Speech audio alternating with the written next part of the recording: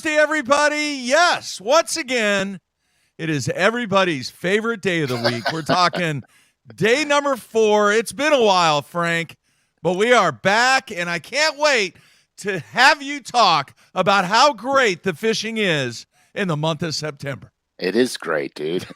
Anytime you get out on the water is great. Oh, no, it's not. Oh, no, yes, it's not. It is. It is. It is. We will, yes. it is. All right, my brain's not working yet. I need more coffee. All right. Hey, quick funny story, and then we got some things we got to take care of, and then we'll jump right into what Frank does so well on Thursdays. Try to help you guys out on the water, especially in the month of September. Try to help me out on the water. Oh, but, yeah. Everybody out there knows, I think, that I have a cat. All right, we had a cat in the studio, and then the cat passed away, Buddy. And then we got another rescue cat named Izzy. Well, this morning, I have my little routine that I go through. You know, I go into the office. I check out what's going on. I may have to run the vacuum. I run the vacuum a little bit, and then I feed Izzy and give her water. Well, I can't smell anything. I have no idea. I can't smell anything. So I have an air freshener in the office, one of those cool, it squirts out the whatever. Periodically. Like once every, 30 minutes or whatever it is. Well, it's down low. All right. It's sitting on this desk that's right by where her bed is. And then her food is not too far from her bed. So I walk in the office and I'm doing my routine and I get everything going. And I go to grab her food and I forget about the stupid air freshener thing. Okay. All right. I reach for the food and all of a sudden I hear this psst. And I look down and, dude, it is dead on my crotch. I just look down. I'm like, going to be one of those kind of days, man. I don't know why I have that thing down so low. It's just, I never even thought about it before. I can't help you there, son. Dude. The bad luck just continues. I'm getting squirted by the air freshener. Well, if that's the worst thing that happens all day, you're in good shape. And then the cat just kind of looks up at me like, dumbass. Exactly. What? Just give me my food and get your madness out of here. Exactly. So, yeah. So after the show, I got to run in and change shorts real quick. All right. Well, that's cool. You don't want to smell good at school. Well, I don't know what it smells like. I don't know what flavor I got in there, man. I have no idea. You know what? I'm staying way away from this whole conversation. This is no. My personality's about to come out, and we'll have a R-rated show. Yeah, we can't do that. Oh, I could have went down many, many, many paths with that one, Frank. Yes. But the look of the cat looking at me, the cat never freaking looks at me, man. The cat does its own thing, That's what cats do. And then right when it happened, I just look down and I look over, and the cats just give me this look of, you're such an idiot. What are you doing? Just give me my food. Here again, Mark, I am staying out of this one. Good decision. Good decision, as Peter Long says. Yes. Very good decision. All right, dude. We need to take care of some other business first, right? You know we do. We have okay, guys. So I was picking the winner out for the Boyo contest, which we're a week behind that pick because technical difficulties. Yeah. And I had to pick 2 winners because I was having such an issue deciding. I decided it's my contest, so I'll pick 2 winners. You can do whatever you want to do, Frank. Absolutely. So we have 2 winners of the Head Boyo contest. Mark, throw picture number 1 up there. Okay, let's see if I can. Whatever pick, yeah. Whatever. Hopefully we don't have technical difficulties. There we go. There it is. Okay. Bling Bling is a winner, and his name is Trevor Brown. I thought for some reason that this was, quite funny, since a lot of the other sport athletes wear a lot of bling and jewelry when they play their sports. I thought that was good. So he is the first winner. You know what that is, Frank? That's Run DMB. That's right. That's Run DMB, as in bass. Yeah, exactly. For our younger listeners have no idea what I'm talking about. But. Right, but that bling bling, they get it. They get it. All right. They get it. All right, Run DMB. I kind of like that. That's a good one. All right. Yeah, that's good. Okay, so our second winner, because, well, you'll see when it comes up. This is impressive. All right, here, let's see if I can get it pulled up. There we go, right there. Look at that. Okay, we're gonna leave all the little boyo jokes out of the kilt thing. The gentleman wearing the kilt is Andy Dwyer, and his buddy Dave Irk is the photographer that you cannot see in the photo. Wow. I just figured, you know what? If a dude's gonna wait a stream in a kilt, by God, he's got to win something. Wow. Maybe a pair of wading shorts. The kid in the background, he looks perplexed. He can't really understand what's taking place right now. I think he's trying not to admit that that's his father. Oh, but look, he is styling with the shades, though. See the shades? Oh yeah, that's money. That's money styling. Right there. All right. Anyway, that's quite the kilt. I still say, man, I'm looking to see somebody to win a tournament in a sublimated kilt. Is it going to happen? Happen? Judging by this photo, Andy, you better get busy, bud. You could be the Rowdy Roddy Piper of fishing, man. That's right. That's right. Wow. All right. So those are our two winners. I'm very happy to say that I got a mad amount of photography. Awesome. For that, and it was really tough because a lot of the photography was really good and clever, so it was really tough for me. There, I got a lot of pictures of fathers and sons, and I had to, there were so many with the children in them. I felt bad picking one over another, so I kind of just what floats around in my head. Yeah, those are two good ones, man. Really, really, very creative. Yes, very funny. I like them. So they are the winners. Okay, so, man, you got to tell everybody, have you had a chance to fish it yet? No, I have not. Okay. Well, it's coming, right? Yes, it's very short on the block here. The reason I didn't fish it over last weekend was because I was smallmouth fishing on Lake Erie, and I don't think I was going to call them up from 35 feet of water. Probably not. But and then I had, unfortunately for me, as my luck always goes, I fished both days on the weekend, never had a lick of problems. Coming in on Sunday evening, coming in off the lake, my boat started acting really bizarre, and it turns out I lost coil number 1 and coil number 6. So my boat's in the shop. I'm having them replace all the coils. I'm going to do plugs, do a pressure test on the lower unit. Since it's in there, I'm going to have them look at a lot of different things, and anything that needs fixing, we're fixing, because I don't like being on Lake Erie and not having 100% confidence that everything is working. So not a good choice. Hey, I'm just going to throw this out there. You know why you couldn't call them up from 30 feet? It had nothing to do with that. It was September, Frank. That's why. Well, I'm sorry to tell you, we caught some slobs. So, so yeah, I mean, last time we did day 4, we were actually into the early stages of the fall transition. Yeah. We talked about, end of August, first couple weeks in September.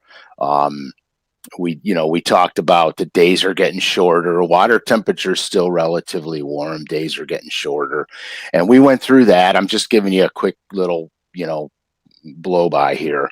And the bass were doing a lot of different things. I can give you a perfect example. We filmed the Fat Boy show, and I had a lot of fish on the bank at that particular time.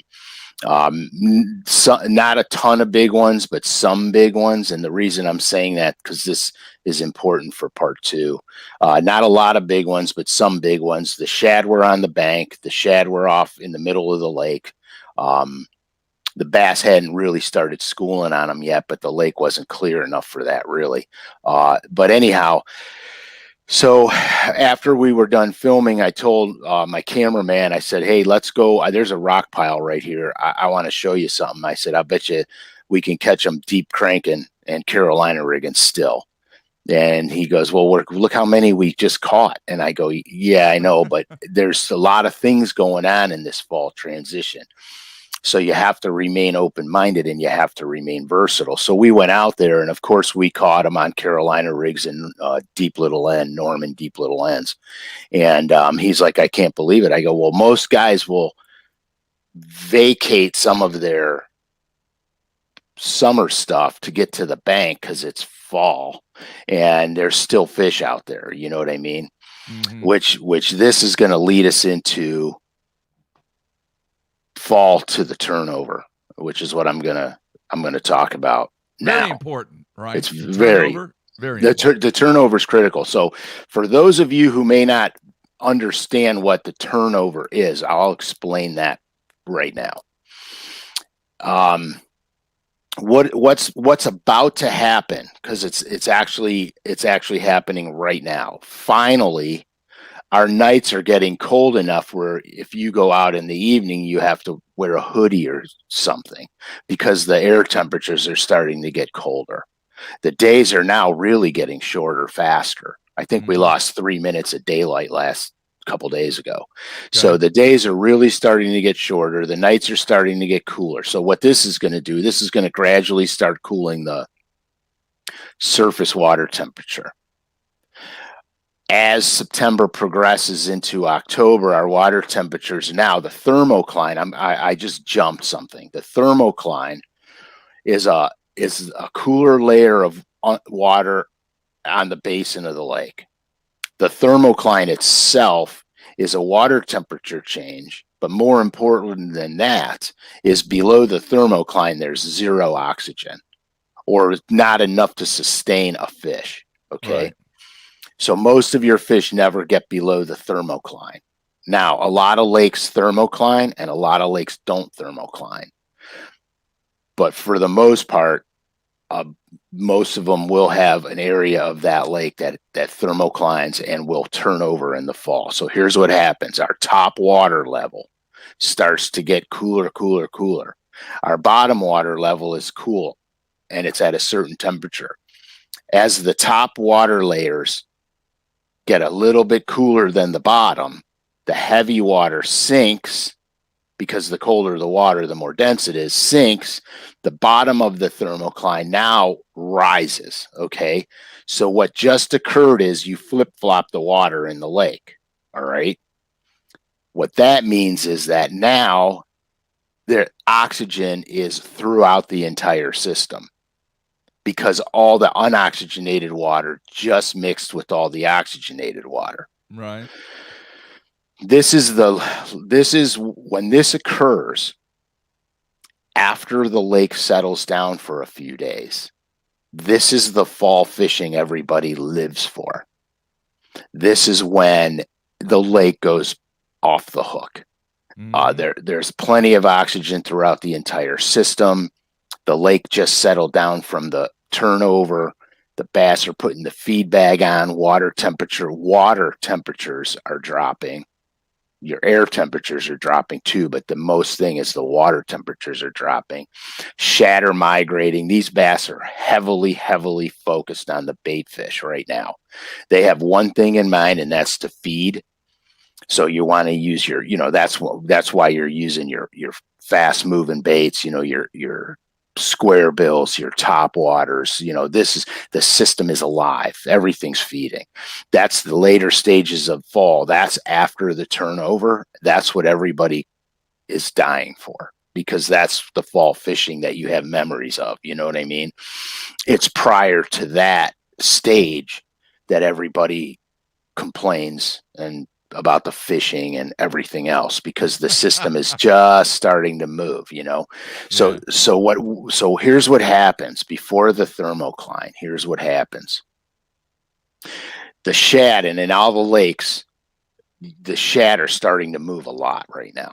So you have shad on the bank. If there's no wind, you can see the shad dimpling the surface all over the middle of the lake. It's like all of a sudden the lake just looks like it's just nothing but shad everywhere. So the bass are going to start to feed, and when this occurs, bass are feeding up. They're looking up constantly for the bait. Okay. Mm-hmm. As the shads start to tighten back up, now you're going to, and especially in clear lakes, guys, the clearer lakes are really synonymous for this. Now you're going to start to have you're going to see a lot of surface feeding now. This is when the bass are feeding top waters, off of long points, open water. This is where you're running down birds, chasing the bait all over the place.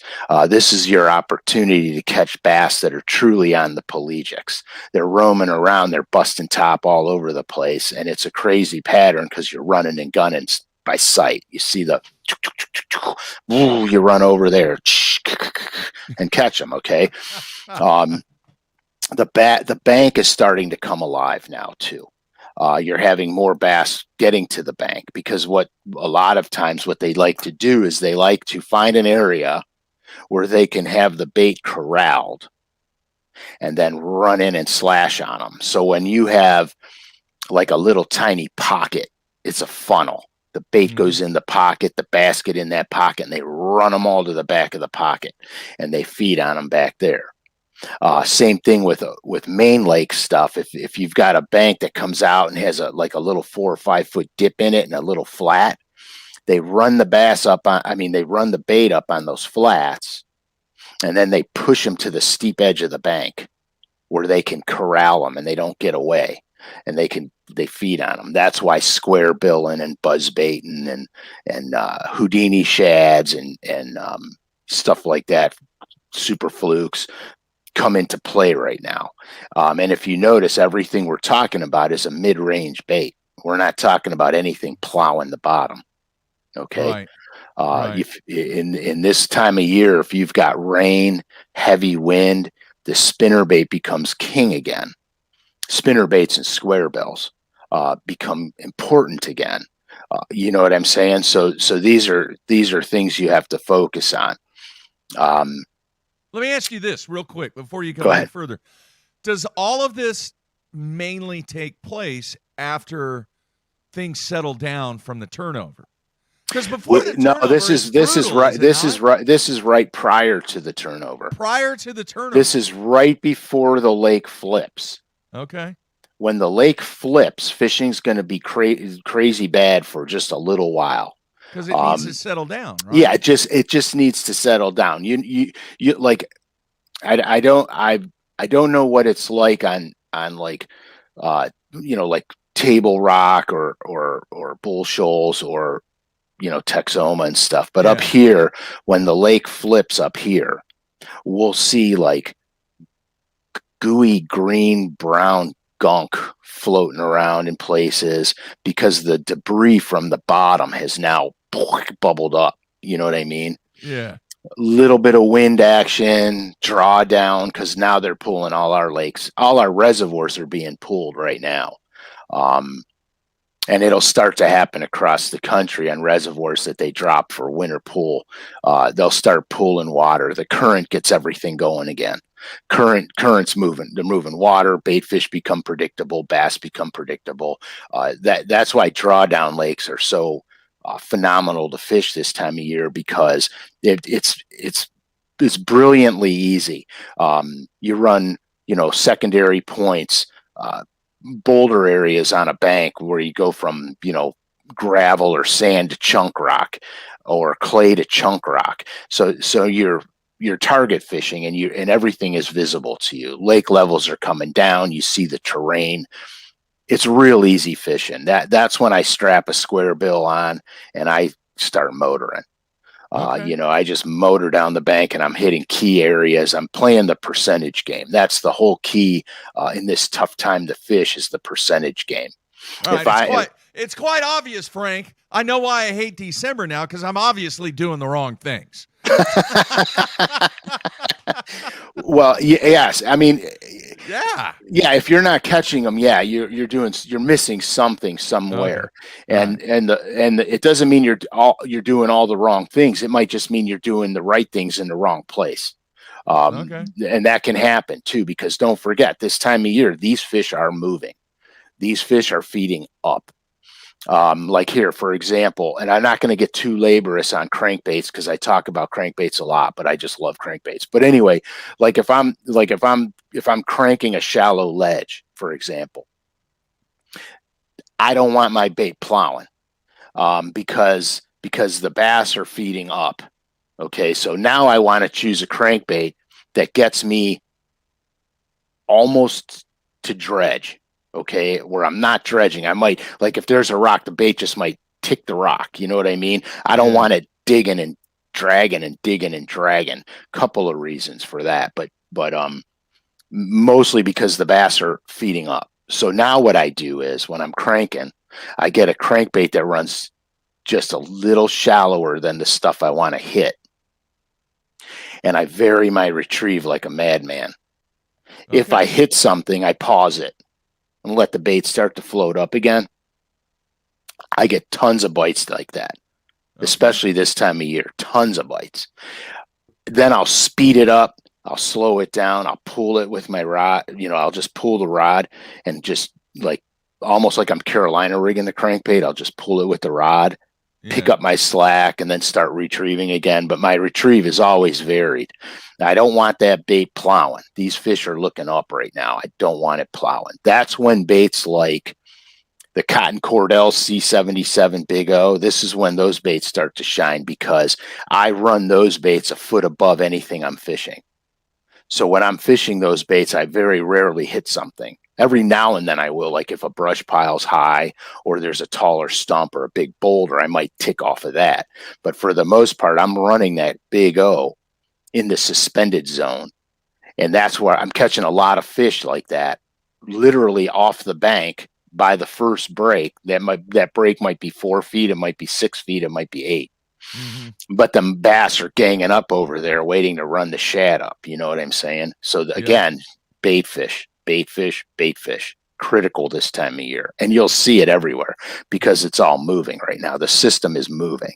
All right. Speaking of moving, let me ask this, because you mentioned it earlier, and everybody that's out there watching and listening, I get it. There's certain areas in the country where September is really, really good, but it's all based upon the situation that Frank is describing right now and what your body of water is going through. Right. The vast majority of the South, it gets tough during September. It just does.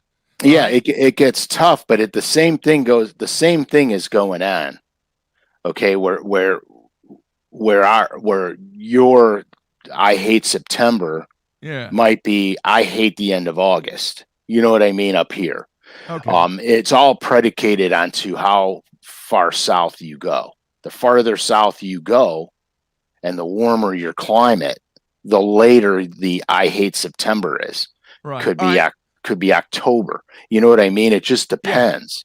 Yeah. Okay, now you mentioned earlier on reservoirs that have the flow through. They're releasing water, they're generating power. That happens a lot in this area of the country. Yeah, it happens. Most reservoirs do go through that. Now, how key, because certain times of the year, that is a big, big factor when they're releasing water and you're keying up on points and ledges and drop-offs and all that, where those current positions are, and those fish are attracted to those ambush points or ambush areas. 100%. With the current, does all of that still apply totally in September when this current situation is taking place because of the water being released. Yeah, 100%, dude. I love catching drawdown right when it starts. Because now what's happening is the bass that are near shore are now onshore and or on near offshore elements, shallower rock piles, shallower flats. The currents, they're pulling water, the currents moving through the system. It makes everything way more predictable. And so then I only run high percentage spots. Like I might fish, a shallow rock pile 30 yards off the bank that's only 4 feet deep. As the water squeezes over that 4-foot part, the current speeds up on top of it. Right. You got a deep edge on one side, currents going moving nice and slow because they're pulling, but they're not like ripping water. The current's moving nice and slow. As you start to come up that break line, that water starts to squeeze down and funnel. So on top of that flat, you got a faster set of current going on. It's not noticeable in most cases. You can't look at it and go, look at that eddy swirling around there. You know what I mean? Most cases you can't see it, but that's what happens. So that becomes the feed zone. And so that's the kind of stuff I look for. Inside turns on points, great ambush places. They sit in that inside turn, the current's popping, and they feed on top of that stuff. And so those are high percentage areas. That's what you look for. Now, in grass lakes that don't fluctuate water, okay, so we're going to talk mostly natural at this point, and or a lake that they don't draw down in the wintertime. Now your deal is you fish as deep as the greenest grass is right now. Okay. And then super spook juniors, super spooks, boyos now, they become important because the bass are moving around. Now you want to cover water. So what can happen is you can be throwing the super spook junior or the super spook and get a blow up because you're in the grass. So you got to cover water. You got to move, use your grass line edges, just like if it was land. Right. You got a long finger of grass that comes out. That's a high percentage spot. If you got a part of the grass line that cuts in, that's a high percentage spot. So let's say you get a blow up in those areas, and your topwater pattern might not be the prime pattern, but that blow up just showed you where some fish are. Mm-hmm. Because in the grass lakes, especially in the fall and early in the spring, well, really anytime, there's more than one bass where you catch one bass. That's just how grass fishes. You know how it is. If anybody listening, if you've ever fished a grass lake, you're like, man, I fished 2 miles of grass, and all of a sudden, right in this one little area, I caught 10. Well, that's how it works in the grass. So now your topwater bait becomes an exploratory machine for you, finds you fish, and then you can go back. And then you can snatch crankbaits through the edges. You can pitch it and flip it. You can, do whatever you got to do, and you're going to catch more fish out of that one little area. Mainly, those are the differences between the grass lakes and the non-grass lakes. The grass lakes are weird because the fish will be as deep as the deepest grass grows, or they'll be all the way up in the stuff. That's just how it goes this time of year. So now you got to look at your bait. Because if you're fishing the grass and you're on the outside edge and you see all the bait way up in, you got to get where the bait is. You know what I mean? Okay. And that's the key. All right. Now, I know there are situations with lakes around the country. We have a number of smaller lakes here in Oklahoma where the average depth may only be 12 to 15 feet. And they may never thermocline. That's the question I was going to ask. And they may never thermocline. Some that have grass in there, it's got to help the oxygen level, does it not? And they never turn over?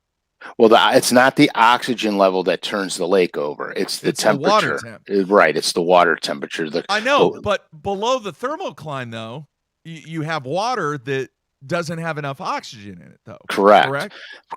But you got to realize some lakes don't thermocline. Okay, they don't. Now, there might be a section in that lake that'll thermocline. Okay. Like if it's the deepest section of the lake and it doesn't get a lot of current and stuff like that, it can thermocline over there. while the rest of the lake isn't even affected by it. So, these are things you got to understand as well. Yeah, you know what else? There's one thing that the thermocline in the month of September absolutely fears. You know what that is? It's a man in a kilt. Poor Andy. This picture's probably going to show up a whole lot. Dude, that is awesome. That is awesome. I wish we had bagpipe music to play. Oh, I know, man. Wouldn't that be great? Kilt or takes Monty down Python. the Yes. thermocline, man. That's right. Lake turnover, no match for the man in the kilt. Right. The thermocline fears the kilt. There's a new T-shirt right there, man. Right. That's it. I'm so glad you picked him. He was. Oh yeah, he's a I winner, had to. dude. I had to. That's So, awesome. so real quick. So this is all prior to thermocline. So now, once the lake thermoclines, and everything gets back to normal, which could be anywhere from 1 or 2 days to a week, depending. Now the bite's just ballistic. So when I said earlier that I caught a lot of bass during that Fat Boy show, and I caught some big ones, but we caught a lot of different size bass. Now all of a sudden, the bigger bass are on the bank. Thermocline is over. Water temperatures are really getting cooler. The big bass are on the bank. And that's when you see big strings coming out from bank fishermen, from the guys running target casting. That's when it starts to happen. And that's what everybody thinks of when they think of the fall bite, where you're throwing a buzzbait and you're just getting toilet flushes on the things. You know what I mean? And that's really what everybody considers the fall bite. Yeah. But really the fall bite starts way before that. It's just a little tougher to zero in on it. It's not impossible. I've been catching them all year with massive consistency. Yeah. And it's just been great, All right. How much does color matter in the fall in this transition? It's all about the shad, right? Correct. But that's a very good question, because I had a guy DM me about this exact thing. So here's what happens, okay? In off-colored water to dirty water, right? You're going to throw your black back chartreuse, blue back chartreuse, brown back chartreuse. You want a bait that's going to be a little more vibrant in the dirty water. And then the unforgotten dirty water color is white. Okay. White shows up great in dirty water. It just does. So you're going to use that color hue range, okay, in off color to dirty water. As you start to get cleaner and cleaner water, now color becomes a little bit more critical, because the cleaner the water, the bass are generally sight feeding more. So now you got to get a little bit natural, okay, on them, or have a bait that doesn't mimic the bait to the minute. Like maybe if all the bait's 1.5 to 2 inches, you're throwing a 3-inch bait, or conversely, maybe you're throwing the same size bait, but you're using an oddball color that stands out from the rest of it. Okay. These are just tricks to get extra fish in the boat. But remember, the clearer the water, the more color matters, because the fish sight feed more often. If a fish is, and that's where everybody gets confused. Can you catch a fish in a translucent bait in dirty water? Well, sure you can, because they feed through vibration and sound too, so they can zero in on the vibration and the rattle of the bait. But if they can see it, you have a better chance of catching them. So what happens in the off-color water is I start to throw a little more hot patterns, chartreuse and white, stuff like that. Just little hotter shad patterns. And then in clear water, I'm getting more natural again. I'm going back to the natural look. Okay, here's a really good question I'm going to throw up. Lincoln G wants to know, how do you decide to match the hatch or stand out from the crowd? Super great question. And Yeah. the bass are going to let you know right off the rip, because let's say you're matching the hatch, okay? And I always recommend that first, by the way, is always try to match size and color first, because the bass are accustomed to feeding on that. So in those instances, what happens is you might catch one and it might be hooked on the outside of the face, or only have one of the treble hooks in his mouth, usually the rear treble hook. If you're getting the crankbait and they're eating the bait to the center treble hook, you're in good shape, because they're on it. Okay. So if I get a couple of strikes where the bait's on the outside of the fish's face, or just the last treble hook might be in the corner of his mouth, that's when I start to look at a color change. I did that in one of my crankbait videos where I was throwing tropical shad, which is a citrus color, in a Norman, and I caught one, and it had one of the hooks was on the outside of his face, and the other small treble hook was just inside the fish's mouth, the rear treble hook. I switched to a more natural shad pattern. I think I switched to lavender shad, and they were literally choking on it. And Wow. so, and I was still catching them on the tropical shad. Okay. Mm-hmm. But it was real iffy. I mean, the fish were barely hooked. They weren't hitting it with a vengeance. They were more swiping at it. But when I went to the lavender shad, they were literally choking on it. I didn't even have to worry about if I was going to land them or not, because the entire crankbait was in their mouth. So the fish are going to let you know you're getting closer to the right hue or farther away from the right hue. Okay. I've got to ask you this, because you said something earlier. They're looking up.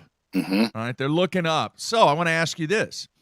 We've seen this develop over recent years because Van Dam has been doing it, and I kind of paid attention to it. I knew you were going to bring up the jerkbait. Yes, dude. What 100%. about a rogue in not really during this transition, but once the turnover takes place and things kind of settle down, the rogue has got to be a go-to. Yeah, no, is it not? Yeah, 100%, dude. You could do that right now, because the fish are starting to do their thing right now. Okay. They're concentrating so much on the bait fish right now. Now you watch, because in a little while you guys are gonna start to have schooling activity like all over the place out there, and there's no reason you can't throw a jerkbait under those circumstances. There's no reason you can't go down the bank and throw jerkbaits over the shallow ledges, because any of the bass that are there will feed on that, because they are feeding up. Now, is it going to be a mainstay? It'll become more prevalent as the water temperature gets colder. Okay. All right. But I still think the norm is that when that jerkbait bite takes place early in the year and it goes away, people are like, I'm done with these. Here, let me throw them in the way back portion of my tackle box in the boat, and then they don't think about it because, hey, I'm guilty of it too. When that topwater bite gets into it, I mean, people have witnessed, because I've been an idiot before and thrown a topwater for 5 hours and never got bit. But, it's that. Or an orange one. Exactly. It's one time. But I think people ignore that, Frank. Well, but you're fishing the jerkbait differently in the summer than you do in the cold weather periods. In the summer, you're erratic with it. You're moving it. You're honking it. You're keeping it flying. Your cadence is all over the place. You're just smack, smack, smack. You're just trying to get an aggressive attack on the jerkbait. Okay, where in the colder months, you're bringing the fish to the jerkbait. That goes back to what I said earlier about sight feeders. Okay, colder months, all the sediment in the water is settling down. your water becomes a little bit clearer. The fish can see farther distances. So now all of a sudden that jerkbait becomes very important because your water temperatures are getting cold. All right. Your bass are totally feeding up and you're bringing them in from a bigger distance. Hence the pausing and twitching and pausing and twitching and pulling. Now all of a sudden you're bringing these fish near the jerkbait and it's sitting there, and then you twitch it and it does one of these and they just come up and get it, you know. So you have to understand you're fishing it differently in the cold than you do in the warm. I was on Clark's Hill and I was fishing a 24A bomber, which is a walleye bait. But I found early off in my lifetime that it's a phenomenal jerk bait for smallmouth. Okay. And I was on Clark's Hill and Blueback Herring Lake, hotter than heck out. And I was catching them on the 24A in over 15 to 20 feet of water. I could pump that bait down there, get it down 11, 12 feet, and then keep it there, and then, you know, and catch them that way, because those fish are on them bluebacks, and the bluebacks suspend in those deep guts. And so I was able to catch some of those fish that weren't moving to the bank yet on it. Yeah. So, yeah. I'm going to throw the cat out of the bag here because we've kind of talked about it in previous Thursdays, but dude, I'm telling you, when that feeding frenzy starts, you know, and people say, oh, you can throw a freaking Adidas shoe out there with hooks on it and you can catch them. It doesn't matter what you throw. I beg to differ, and I'm not the expert, but I will say this. I love when people start using stuff that is kind of out of the norm for what you're supposed to be doing, because I think a lot of people get caught up in the, oh, well, I it's this time of the year and I should be doing this. Yeah, they do. One bait, and we've talked about it before, when that moment happens, or that kind of period that happens where everything's settled down and you're throwing the top water light and things are just absolutely annihilating the top water. You know, one bait that is freaking money is the redfin, Frank. Oh, yeah. And people forget about that thing. People across the country don't even know what that is. I'm telling you. No, that redfin, dude. Oh my gosh. And I throw the jointed one a lot. Yeah. Well, actually, I throw the jointed one 90% of the time when I'm throwing the redfin. Yeah. And when you're waking that thing, and that thing works in water temperatures way colder than you would believe. Yeah. Oh yeah, it's a freak thing. And you're reeling that thing in and it's just sitting up there doing its deal. It's crazy. Like the first time I fished them hard was on Table Rock. Obviously, that's where that technique was developed. And we tweaked them out a little bit and did what we had to do. And the spotted bass that I caught off of those deep trees,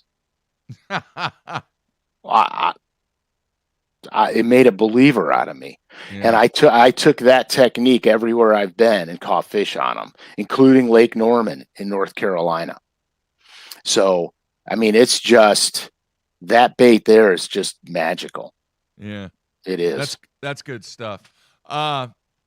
Seriously, fall fishing is some of the best fishing of the year. I know so many people out there really, really love that period of time. You've mentioned before, you can't wait until things get really, really cold, dude. There's you won't be fishing.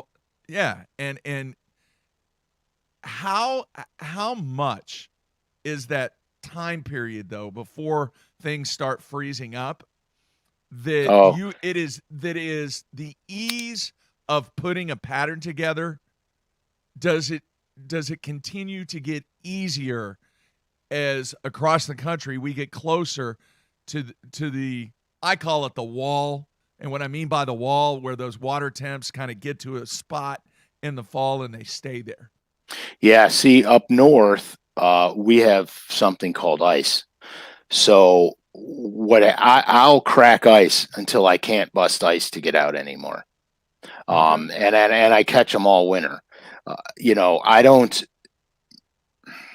I don't know how to say this, but here's what happens. Let's go past fall. Okay, now we're getting into early winter. Now the bass are starting to gang up in very small areas. So now what's happening is you can go out and literally fish all day and not catch a fish because they're not occupying as much of the water column. Okay, so they're not everywhere. What's happening is they're occupying less and less and less of that water column. So now you got to be honed in. So when you find them, you will be on so many bass you don't even understand it. And the fact that you're catching you're catching a small percentage of what's below you. Okay, that in the wintertime. Yeah. So that's where people struggle. They don't understand where these things go in the wintertime. Winter has become my favorite time of year to fish. Mm-hmm. One, I lose a lot of boat traffic. Two, I catch the biggest fish ever in the winter, and I catch way more of them. So I have become very tuned into the winter bite. And this is, again, late fall. I go back to the deep crankbaits again in late fall.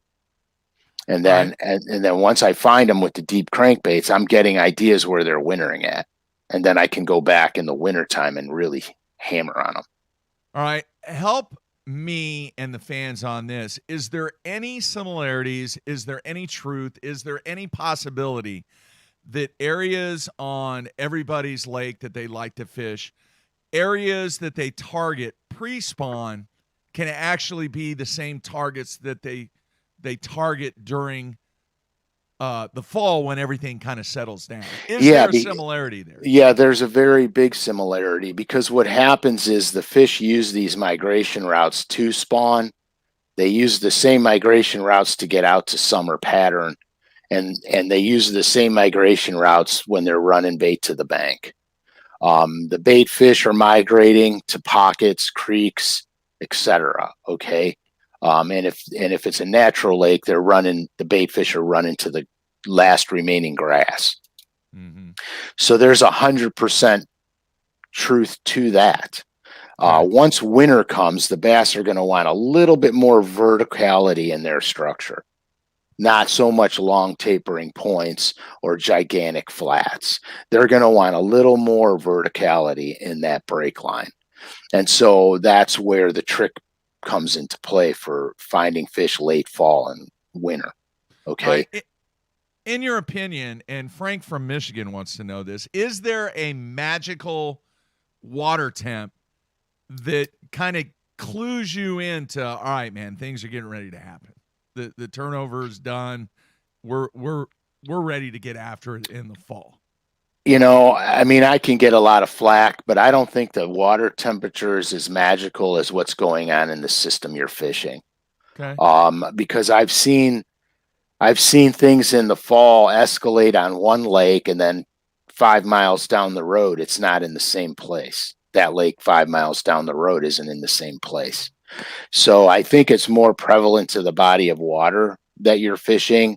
But I would tell you this: when your water temperatures start to dip below 70 degrees, things are starting to happen. And once the thermocline happens, now you're talking about fall that everybody remembers. But from Michigan, dude, you got fishing all year, man. I mean, up there, a lot of my winter techniques came from fishing buddies of mine from Michigan.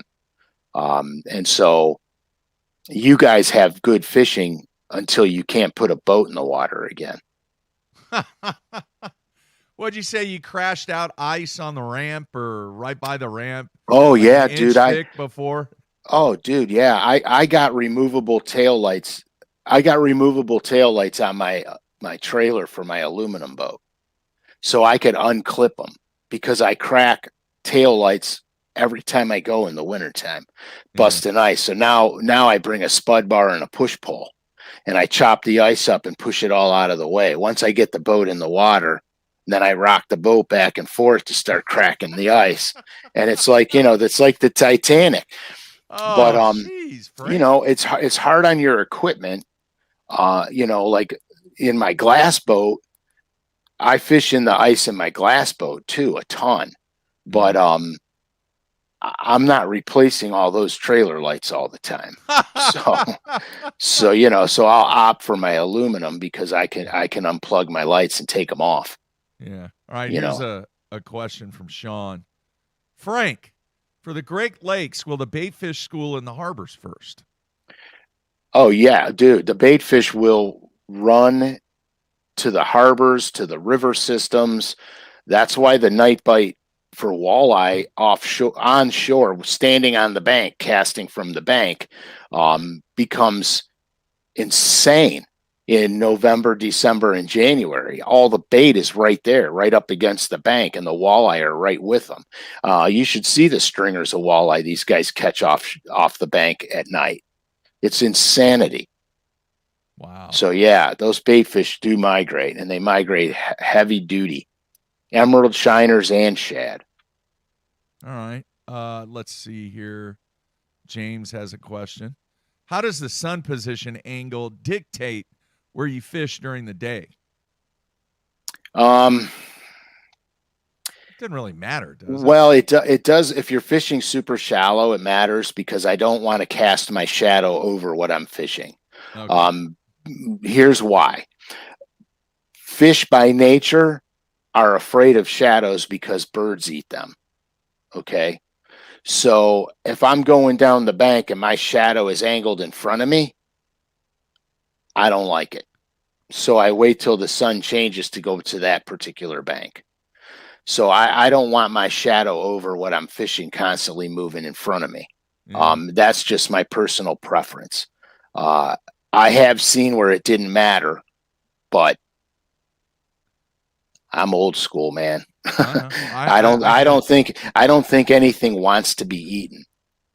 Oh, speaking of being eaten, you know what really sucks is when you're having a tough day in a tournament or even out fun fishing and you don't have food in the boat. Well, that too. I mean, come on, that's just a given. But you kind of glance over to your left if you're going down this bank this way, and you see this hawk or eagle or some kind of bird swoop down and just claw like a 2 or a 3 pounder. And you're going, the freaking birds can catch fish and I can't. Has that ever happened to you? Oh yeah. But ospreys are like unsuccessful at it. I forget what the percentage was, but it's over 50% of the time they hit. Clumsy. They swing and miss. You know what I mean? But you're talking about an osprey is a fish eagle, and they make a living eating fish. So they're better than we are at it.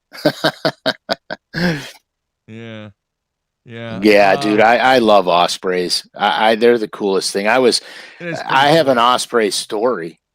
I want to hear it. Yeah, it's great. So I was I was at Sanibel, and I was Sanibel Island in Florida, and I was fly fishing for speckled trout and for snook. Okay, so we had a bunch of us down there. So they said, hey, everybody, because there's a bunch of us down there, everybody for at least one of the nights has to be responsible for dinner. So I'm like, yeah, okay, cool.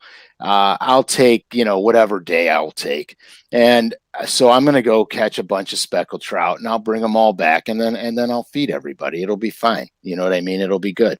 So I'm knocking these fish out. I'm fly fishing for them, and I'm catching them, and I'll string one up, slide them down the stringer, tie it back to my belt, and I'll keep on fishing.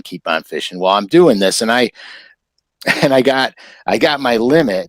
All right. And so I'm headed back, but I'm going to fish my way back. Okay. Now I just won't keep any. I'll fish my way back.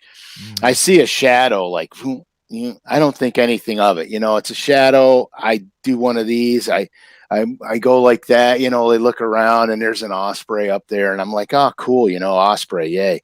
Well, I'm going down, and I hear splash, like right next to me. This freaking osprey came down to get my trout that were on my stringer, dude. And so I turn around, and he's like, flapping around. He's literally like, 6 feet away from me, going for my fish. So I turn around with my fly rod, and I'm like, on guard. You know what I mean? I'm like, get out of here. And so finally the Osprey goes. And so I got back, and there was a bunch of guys there that I had met. One guy was the head chef at a major restaurant down there, and his father, and then another guy from New Jersey. And so I got back to the condo, and with all my trout and stuff, and I'm like, you guys are never going to believe what just happened to me. And the one guy goes, oh, the Osprey got you? I go, wow, how did you know? Did you see? Were you looking out? Did you see? He goes, no, we were out there the other day, and he's not the one guy's not a fly fisherman, so he threw a double grub rig. Yeah. And he had a double header on, and he went to net him, and he netted the first one, and he couldn't get the second one in the net. He was fumbling around with it. The Osprey came down to get it and got tangled in the net. Oh, he had to get the Osprey out of his net to let him go. So he goes, yeah, that's the Osprey that got me the other day. Oh, I said, well, opportunities, man. Geez. So yeah, that was great. That was fantastic. Hey, do you ever do the redfish thing? Do you like doing that? Have you ever been to Venice? And I don't fish the Redfish Tour. I thought about it really hard with a friend of mine. Yeah. This one dude, I fished team tournaments almost my entire life with him, and we talked about it. We talked about it for seriously because I love red fishing, but I've never been to Venice, doing it when they're eating super spooks, those big 20, 30 pounders. And I have another buddy of mine that keeps begging me to go down there and do it. But it's on my bucket list, but it's with what I'm doing now, for a living, it's hard because I have a lot of obligations and a lot of things I have to get done in a very timely fashion. So I'm always chasing bass patterns around. I don't have a lot of time to run after some of my bucket list fish. All right. Here's another question. Frank, do you use the Norman front runner this time of the year with a spook, etc.? Oh my God, Lauren, I can't believe you brought up the front runner. That bait should be back because that was so much fun. You put that thing about 2 feet above your super spook or a foot or so above your super spook. And so it looks like your spook is chasing this little minnow.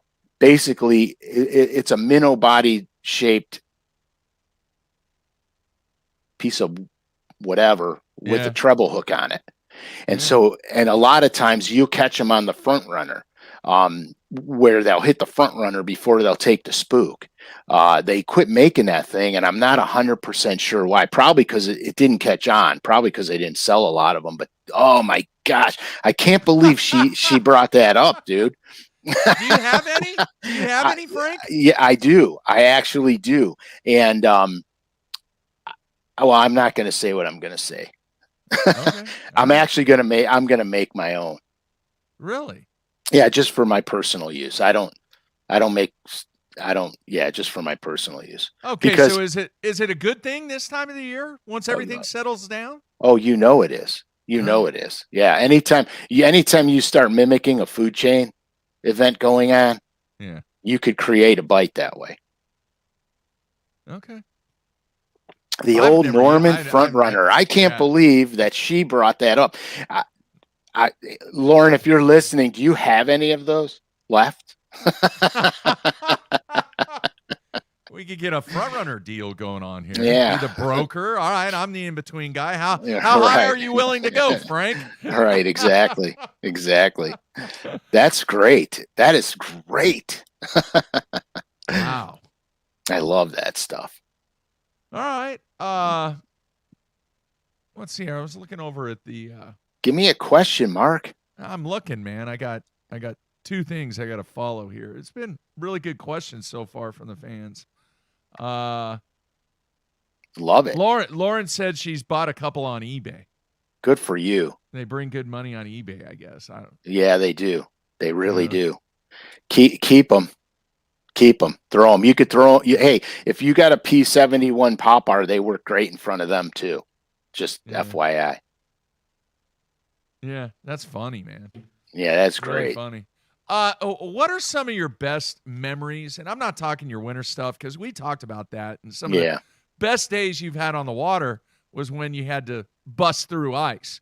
But during this transition period and after things settle down, from a largemouth perspective, what are some of the best days you've had? Just Weight wise, crazy or days? weight wise, or just memory wise? Just memory wise, fun wise, numbers wise. Oh gosh, I have And so many of them from lakes across the country. To be honest with you, some of my best times fishing non-tournament stuff. yeah. I got to go to Lake Norman because I've had my buddy Troy and I have had days where we've caught over 100 a day in the fall. And it's Wow. just been, some of those days are fantastic. I remember one time I went down there during Christmas time and I drove all day to get there and got there not late, but almost darkish. And he goes, you want to get out? And I go, yeah, let's go. And so we went and we were night fishing. Okay. In December. And it was the coolest thing ever because all the people there, they decorate their boathouses with Christmas lights and stuff. Mm-hmm. And it was so cool. At night, you're down there and the whole lake is lit up like a Christmas tree. That was kind of cool to me. But we knocked the crap out of the bass, cranking, cranking mostly. But Yeah. we caught so many, it was ridiculous. I have I don't, Mark, I have so many. I don't even know I don't even know where to pull from. I mean, I could tell you, I'll tell you one thing. I'll tell you one thing. All right. Mark Hicks, everybody knows that reads about bass fishing knows Mark Hicks. He's an outdoor writer and a very good friend of mine, and a very good fisherman. And in the beginning days of my bass fishing, like the book that Ken Duke pulled up with my picture in it. Yeah. That was actually, if I'm not mistaken, I was with Mark that day, and it was actually a little later in the year, and we were going out to do a spoon piece. Okay, and so this is wild. So we're going out, and I know guys that were catching some good smallmouth deep, like real deep, like in the 40 plus range. And I'm like, man, I don't want to go catch them out there because we're going to kill a lot of them. So I was idling off of this main lake flat, and it went from 18 to 27 feet, relatively sharp. And as I was idling off of it, my locator wasn't doing well. I thought it wasn't doing what it was supposed to do. It blacked out on me, and it was giving me false bottom readings. And I'm like, we're going to be done. If I don't have a locator, we're done. Well, all of a sudden, I got a clear spot on the graph, and I saw the bottom. And then it went away. And then the screen was just all garbage. Okay. I go, holy crap, dude. If these are fish, we're on the mother lode. I dropped my spoon down there. I pumped it one time, and my rod doubled up to the cork. Mark and I caught over 70 in a matter of minutes. Spooning. Oh my gosh. Oh, we railed on them. That is, to me, was that's a very memorable experience because he goes, do you catch any real big ones doing this? And I'm like, and I go like that. I go, yep, we do. And here comes a 5-pounder up. You know what I mean? And it was so much fun. I mean, we both of us, I mean, he's doing his job getting into story, but we fished our brains out that day. And it was unmerciful. And we didn't catch a fish deeper than 22 feet. And all the guys, the main pattern was supposedly deeper. So, fish will lie to you. You know what I mean? But if the bait wasn't there, none of those bass would have been there. And the bait was all there. And it was very close to a harbor. Wow. Which is why all the bait was there. Yeah. Hey, do you know we have a national champion watching the show today. I had no idea. Here, I'm going to throw it up there. Bob Witt. Dude. Bold. All right. National champion 2005 from Lindenwood University. Outstanding. So what do I say? Knock him down, Mark? What's knock the term? him down. Just go knock him down. All right. Go knock him down. All right. Good job, dude. Cool. That's sweet. That's a cool deal. Hey, champions in any sport deserve their recognition, because to be number one at any given time is a hard feat to do. Yeah, that's a good point, Frank. It's very difficult. All right, let's talk a little bit, because we're running out of time, because I got to get this video board fixed. Did you hear the show yesterday? What happened, dude? This technology cloud is just hanging over me. Maybe you got to rethink how you're wiring everything, dude. I had nothing to do with it. Go simple. Hey, go simple or go home. I had absolutely nothing to do with that. I just turn the computer on and press buttons and know what to press and know how to run it. So I've got to, because it's a big deal for us tomorrow. My school, we're the Fox Sports game of the week. Oh, dude, outstanding. Here in Oklahoma. So perfect. We got to make sure, they got 12 cameras around the field, and school's going to get a ton of exposure. So it's kind of a big deal, but we have no video board. Perfect. Which doesn't bode well when it's actually you're on video. Imagine that. Imagine that. That's like fishing with no hooks. Yeah, well, no, it's kind of like getting all your stuff ripped off and having to go flip with a cranking stick. Yeah, that story will be for next Thursday. Okay. I think should I say what I'm doing next Thursday? Yeah, kind of throw it. We'll tease it. All right. Like Ike and Ellie would do. All right, we're going to tease it. I've been getting a lot of information on guys want about teams, team tournaments, team fishing. I think Thursday we are going to cover that in depth, and I am probably going to have with me one of my team partners that I had been fishing with since I was a boy. And we have a ton of stories. We fished tons and tons of events together. And we'll give you some really good insight on how to tweak your team and make the team better. And we'll tell you a lot of funny stories too. Nice. Because that's the beauty of team tournament fishing. There's always a story. Always. Been there, done that. Love it. I wish they would have a professional team trail. Yeah. I swear to God, I do. I do too. I mean, I've been on that bandwagon for 20 years. Needs to happen, and somebody needs to step up, and there's organizations out there. I'm about as passionate with the team thing as I am, you got to go to the West Coast, once every 3 or 4 years. And I get it. We're not getting into that. Yeah, I don't want to get into the West Coast thing, but I enjoyed my time there. I enjoyed the fisheries there. They are small, but I'm used to that because, except for the Delta, they are relatively small fisheries, but I'm used to that because that's all we got here, except for Lake Erie. Yeah. Jimmy says the video's blurry today. Hey, you guys help me out. It's not blurry to me. I checked it. It's not blurry to me, but what can I tell you? Yeah. People out there, help me out. Is it blurry? The video is blurry. That's what he said. Uh-oh.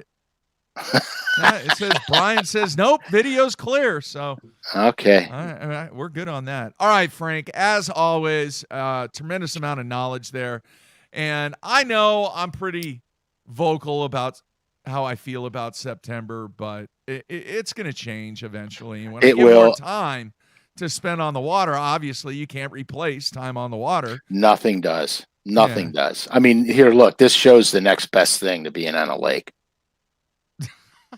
That's a good one, man. At least day 4. At least day 4, absolutely. All right, we can't go 2 weeks without day 4 again, man. So we gotta make sure, dude. It screwed me all up. I didn't know what day of the week it was. I didn't know what I was supposed to be doing.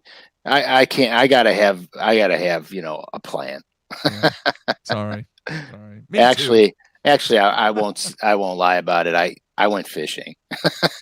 Mark said there's not going to be a show. We don't have anything going. I said, okay, guy, we got it. Bye. That's a Loaded good up thing. and went right to That's the a good lake. thing. All right, Yeah. folks. Monday, we're going to have Sean Goodwin, the former BFL All-American champ, right here in studio. He is making the move, going to make a step up. You know, he's fished back in the 150 days, BP 150s. He fished those. He's been doing the tournament thing for, I think, over 30 years. Been doing it a long time. And as you are well aware of, winning the BFL All-American, that is a difficult task. Yeah, it's difficult enough just to get there and to win the thing.